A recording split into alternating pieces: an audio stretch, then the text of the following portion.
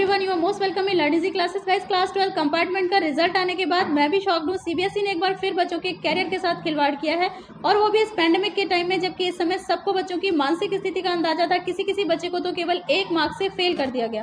कई बच्चे ऐसे हैं जिन्होंने केवल अच्छी परसेंटेज के लिए री एग्जाम दिया था और उनके मार्क्स कम हो गए, और कई की तो आरटी आ गई।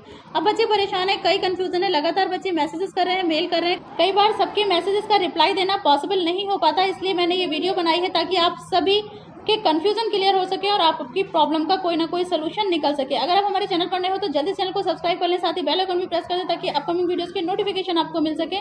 हमारे चैनल पर कैरियर रिलेटेड इन्फॉर्मेटिव वीडियो भी हम लाते रहते हैं। तो चलिए चलते हैं, आपके कंफ्यूजन क्लियर करते हैं।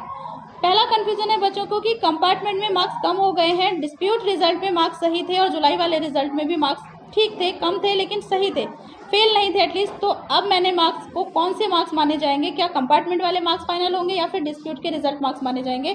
तो जैसे कि सीबीएसई ने नोटिफिकेशन में ये बात कही थी कि कंपार्टमेंट के जो मार्क्स हैं वही आपके फाइनल मार्क्स माने जाएंगे, तो इसके रिगार्डिंग अभी तक सीबीएसई ने कोई नया नोटिफिकेशन नहीं निकाला है, तो आपके कंपार्टमेंट के जो मार्क्स हैं वही फाइनल माने जाएंगे। अगर इसके रिगार्डिंग सीबीएसई कोई नया नोटिफिकेशन निकालती है तो अलग बात है, इसके बारे में मैं आपको इमीडिएटली इन्फॉर्म कर दूंगी। इस बार सबसे वर्स्ट रिजल्ट आया है, पासिंग परसेंटेज 10% से भी कम है। कई बच्चों की मार्कशीट में 4 टाइम एक्स लिखा है। इसका मतलब ये नहीं है कि वो फेल है, किसी एक सब्जेक्ट में मार्क्स कम है, और अगर चाहें तो आप सेकंड कंपार्टमेंट दे सकते हैं, पर ये मैंडेटरी नहीं है। ये आपकी इच्छा पर निर्भर है कि अगर आपको एग्जाम देना है तो आप दे सकते हैं। तो इस तरह से बच्चे, अगर आपके 4 टाइम्स एक्स लिखा है तो आप बच्चे परेशान ना हो। कई बच्चे जानना चाह रहे हैं कि अगर कंपार्टमेंट मार्क्स में सेटिस्फाई नहीं है बच्चे तो क्या करना होगा।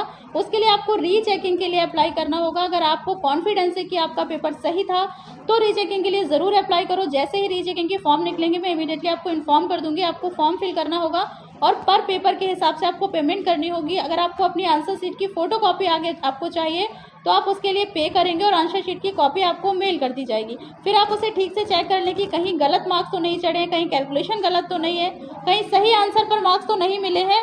और आप, अगर आपका लगता है कि आपको कहीं आपके मार्क्स गलत मिले हैं, गलत चढ़े, तो आप क्लेम कर सकते हैं। पूरा प्रोसेस अगर आपको जानना है तो मुझे कमेंट करें, मैं अलग से इसके लिए वीडियो बना दूंगी। कुछ बच्चे जानना चाह रहे हैं कि आरटी का एग्जाम कब होगा, कब फॉर्म भरे जाएंगे। तो बच्चे, टर्म 2 के एग्जाम के रिजल्ट के बाद आपके सेकंड कंपार्टमेंट के जो पेपर होंगे और इसके फॉर्म जो फिल करने का प्रोसेस है वो जल्दी स्टार्ट हो जाएगा। जैसे ही कोई नोटिफिकेशन निकलता है सीबीएसई का, मैं आपको इमीडिएटली इन्फॉर्म कर दूंगी। और एक सवाल जो कि बच्चों को परेशान कर रहा है वो कि किसी किसी सब्जेक्ट में एब्सेंट लिखा हुआ है मार्कशीट में, तो परेशान मत हो। जिस सब्जेक्ट में एब्सेंट लिखा है उस सब्जेक्ट में पहले वाले जो रिजल्ट जो जुलाई में डिक्लेयर हुआ था उसके मार्क्स ही फाइनल होंगे। एब्सेंट का मतलब ये नहीं है कि आप उस सब्जेक्ट में फेल हो गए। इसके अलावा अगर आपको कोई भी कंफ्यूजन है आपको, तो मुझे कमेंट करें। जितने लोगों के मार्क्स कंपार्टमेंट एग्जाम में इंक्रीज हुए वो भी मुझे ज़रूर बताएं। हमारी पूरी कोशिश होगी कि हम आपकी प्रॉब्लम को सॉल्व कर सकें। जुड़े रहें लर्निंग क्लासेस के साथ। धन्यवाद।